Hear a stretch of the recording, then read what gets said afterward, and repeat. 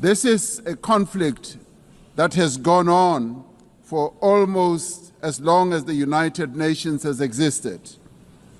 And we say that as the international community, this conflict must end now, and we as the international community must act now also in unison.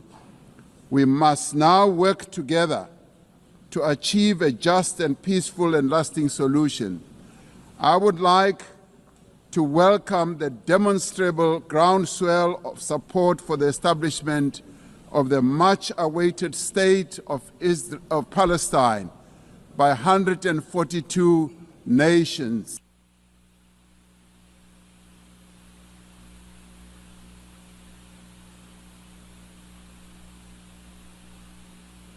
The speaker's microphone has been cut off.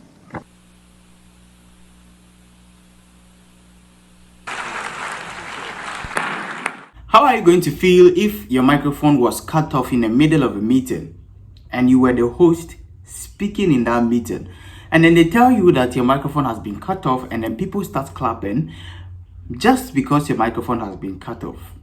That is exactly what they did to the South African president and other presidents who spoke about the genocide that has been going on in Gaza. In this video, we're going to look at why their microphones were cut off. Was this a deliberately motivated move to cut these people from spreading the news about what is going on in Gaza, or it was truly a technical issue? This is GH Online Radio. Here we talk about things that is happening in Africa and around the world. If you like content like this, hit the like button and subscribe to GH Online Radio. Now, let's get into the video.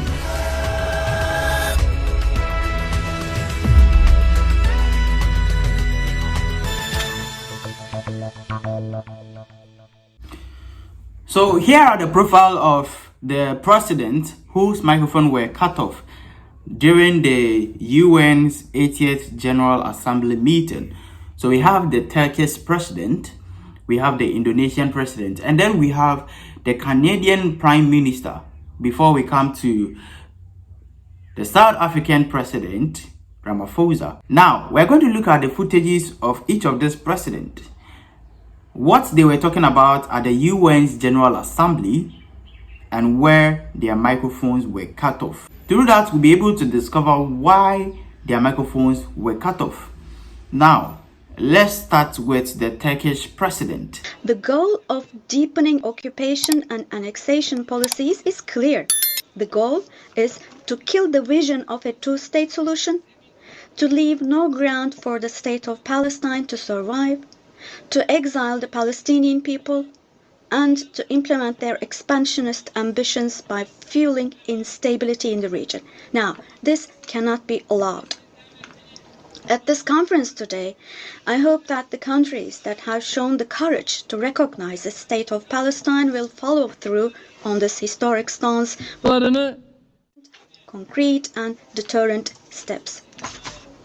It is now necessary to declare a ceasefire, ensure unhindered access to humanitarian aid to Gaza, and for Israel to withdraw its forces from Gaza. Apologies. I cannot hear the president. I lost his voice.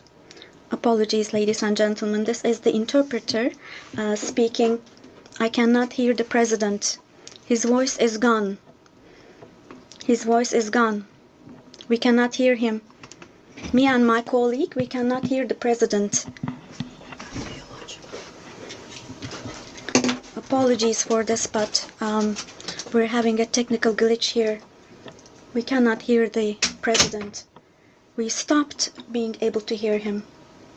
His voice is gone completely. So the interpreter for the Turkish president stated clearly that the Turkish president's sound or microphone has been cut off and they cannot hear the president. They stated that it is a technical issue, but was this a deliberate microphone cut off or it was a real technical issue?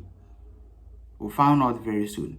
But let's now look at the Indonesian president when he was giving his speech what he was talking about, and where his microphone was cut off. Ending the war must be our utmost priority. We must overcome hatred, fear. We must overcome suspicion. We must achieve the peace that is necessary for the human family. We are ready to take our part in this journey towards peace. We are willing to provide peacekeeping forces.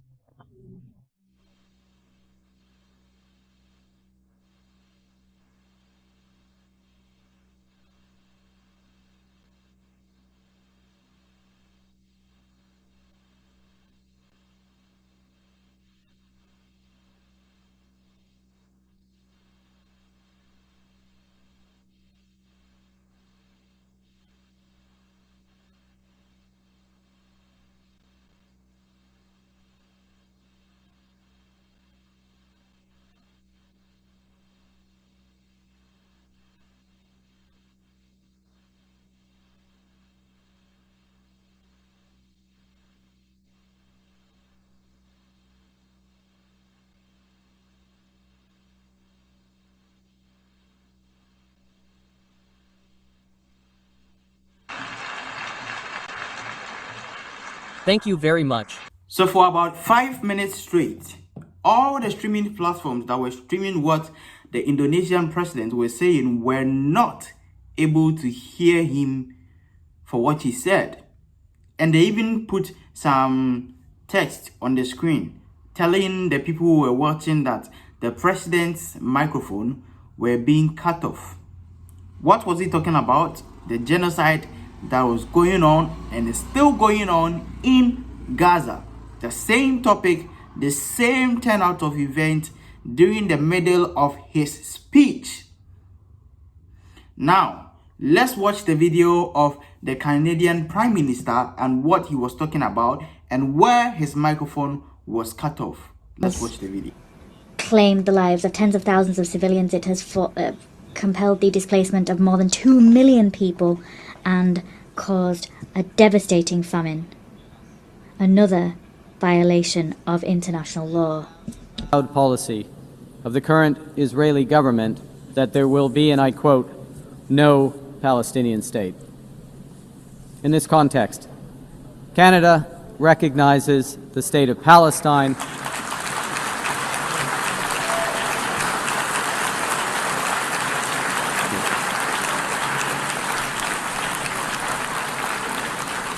and we offer our full partnership in building the promise of a peaceful future for both the state of Palestine and the state of Israel.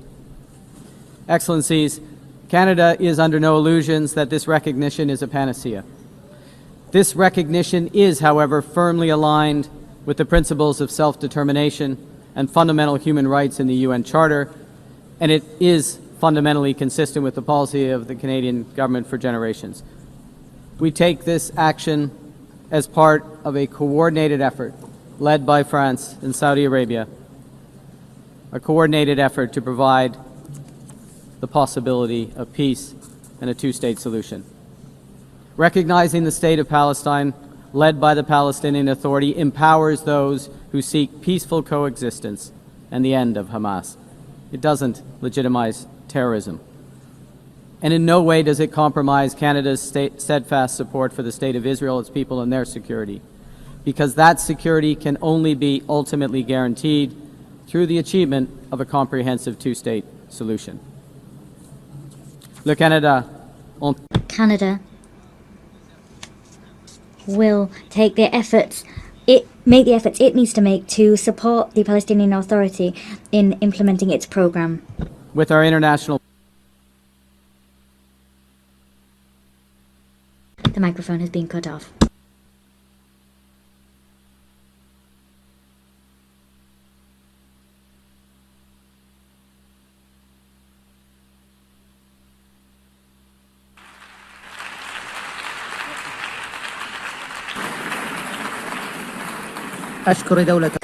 I thank the Prime Minister of Canada for his statement. I give the floor to the Prime Minister of Ireland. Now, I want you to analyze the video that just played, the Canadian Prime Minister's video. Immediately they cut off his microphone. They now called the Prime Minister of Ireland to come and give his speech. Yet, after the UN's General Assembly meeting, they released a press statement, or they released the letter stating the real cause of the microphone being cut off, causing an interruption in the speeches of these great men, the prime ministers and then the president. But before we look at that speech, let's now watch the last video of the South African President Ramaphosa microphone being cut off. And then we'll go and look at what the UN, or the excuse the UN gave about this microphone interruption. After then, we're going to make an analysis to conclude whether it was a technical issue or it was a deliberate interruption by the UN authorities. Now, let's watch the video. This is a conflict that has gone on for almost as long as the United Nations has existed. And we say that as the international community, this conflict must end now, and we as the international community must act now also in unison. We must now work together to achieve a just and peaceful and lasting solution. I would like to welcome the demonstrable groundswell of support for the establishment of the much-awaited state of Palestine by 142 nations.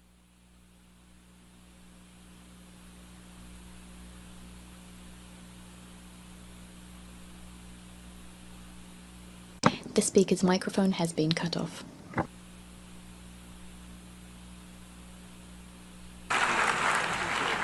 So media houses interviewed some UN technical staff after the event, and they said the failures were due to equipment problems at the General Assembly Hall, which has hosted dozens of leaders that week amid the high-level sessions. So they blamed it on high-level sessions that the UN General Assembly Hall has hosted, the number of meetings that the UN Assembly Hall has hosted during that week, which was supposed to be understandable, right? This blog article also gave reasons why the UN Assembly Hall microphone was cut off.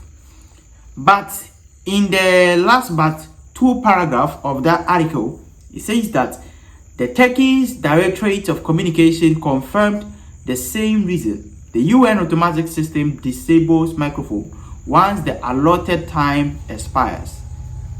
Anadolu News Agency reported that Erdogan exceeded his time partly because he paused several times to acknowledge applause from the audience. So it means that the UN General Assembly microphones are automated to cut off exactly at 5 minutes. But Erdogan's time was exceeded because he paused to acknowledge applause from the crowd because of what he was saying. They extended his time, which means that the person that was controlling the microphone could extend the UN microphone time slightly and not necessarily blame it on any technical issue. And secondly, looking at how UN microphone was just cut off in the middle of these president's speeches make it seem very deliberate instead of a technical issue or an automated system. We have established the fact that the thing was supposed to be an automated system, but they stated here that Erdogan's time exceeded his limits partly because he paused several times to acknowledge applause from the audience, which means that this same automated system were controlled by some group of people. This same group of people could cut some slight slack for all these presidents for them to at least land their statement before cutting off their microphones. but they decided to set the automated system in such a way that it cut their microphone in the middle of their speech, which made the thing seem very deliberate, that they were intentionally doing it as compared to either a technical issue or blaming it on automated systems alone. So with these two observations, we can conclude that even behind the automated system that were cutting people in the middle of a speech, there were some times that others were given the chance to exceed their time slightly because they paused to acknowledge applause, which means that they could do same for all the presidents who were speaking, for them to at least land their statements, not finish it, but land their statement before cutting off their microphone. But they cut it off in the middle of their speeches, which made the whole action seem very deliberate and intentional instead of it being automated and all. Therefore, looking like they were deliberately trying to silence the speech that these presidents were giving instead of them following procedure, just as they stated in these blog articles. So anyways, I will conclude that these actions were very deliberate rather than being automated or being blamed on any technical issue as compared to what these blog articles are saying. But let me know what you think about this turn of events in the comment section. This is GH Online Radio. Till we meet again, peace.